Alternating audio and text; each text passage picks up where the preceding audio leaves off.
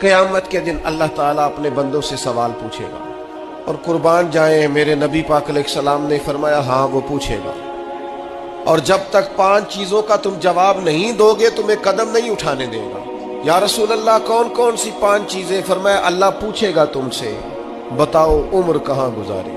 بولو میں نے زندگی دی، صحت دی، عافیت دی، کہاں کہاں بتا کے آئے وقت۔ اور اسی پر دوسرا سوال یہ کرے گا مالک کہ عمر کا بہترین حصہ تھا جوانی کا، جب تھکاوٹیں نہیں ہوتی تھی، جب کھڑا رہا جا سکتا تھا، محنت مشقت جد و جہد ہو وہ بہترین حصہ جوانی کا کہاں گزارا؟ تیسرا سوال مالک کرے گا بتاؤ نا مال کہاں سے کمایا؟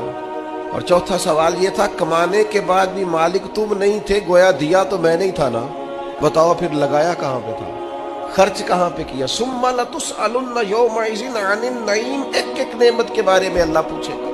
اور 5واں سوال اللہ پوچھے گا بتاؤ جو تم جانتے تھے تم نے اس پر عمل کتنا کیا؟ جس کا تمہیں پتا تھا، جس کا تمہیں شعور تھا، اس پر تو اللہ سوال پوچھے گا۔